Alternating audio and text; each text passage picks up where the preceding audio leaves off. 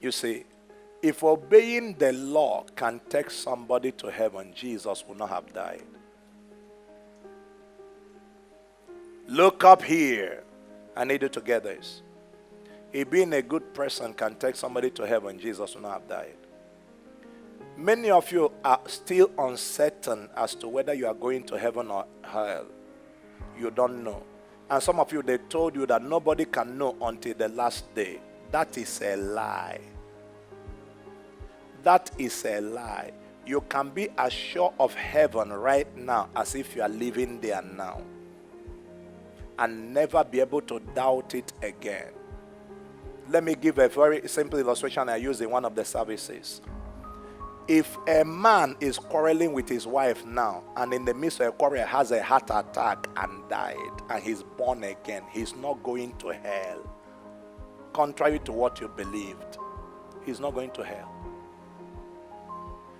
He is not being judged by that sin. He is being judged by his relationship with Christ. Christ is his righteousness. If what you do is what qualifies you for heaven, there was law before Jesus came. He would have needed to come. God would have sent a preacher to help us to do the right things.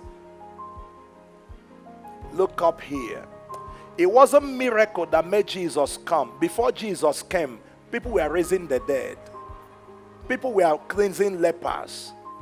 Come on, is that not so? You know of Elijah, Elisha, Isaiah, all of them. People divided Red Sea. It was a miracle. It wasn't obedience to God. People were preaching. There were prophets who were telling people to obey God. The reason God sent Jesus was because after he gave the law and man has been told to obey him, they finished checking and nobody could meet up. Abraham didn't meet up. David didn't meet up. Isaiah didn't meet up. Moses didn't meet up. Moses wrote the law, the writer of the law. No, you didn't hear me. Isaiah said, we are all like unclean things, and all our righteousnesses are as filthy rags. Now, you cannot get to heaven by your own righteousness. That's why he gave you his own righteousness. In your account, it's not what you did that is recorded for you, it's what Christ did. You are not hearing me. You say, why do we preach holiness? We preach holiness for two reasons. Number one, as gratitude to God.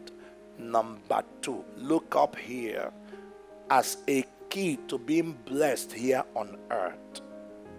You say, okay, is a Christian supposed to live in sin? No.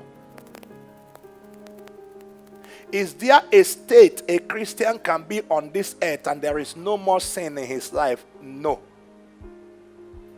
There is no preacher under heaven today that his life is perfect without sin.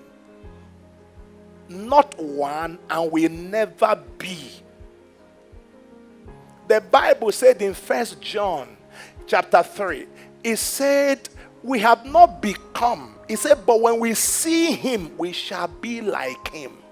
So our becoming like him is when we see him, not we become like him before we see him. Yeah. Is anybody hearing me? You need to understand that. Now, when you hear such stories and such messages, it makes you believe that you are going to heaven is predicated on your own good works. No.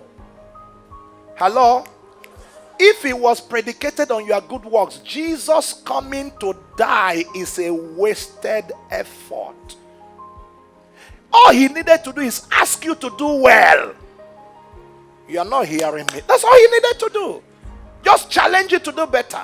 You say, okay, so are you saying we should live anyhow life? No. I am saying that if the life of God is in you, sin will not be in you. Willful sin is proof that you are not saved. There are sins that are mistakes. There are sins that are decisions. When a man is making decisions of iniquity, Christ is not in him. He said, in this you know the children of God, and in this you know the children of darkness. He that committed sin is of the devil, for the devil sinned from the beginning.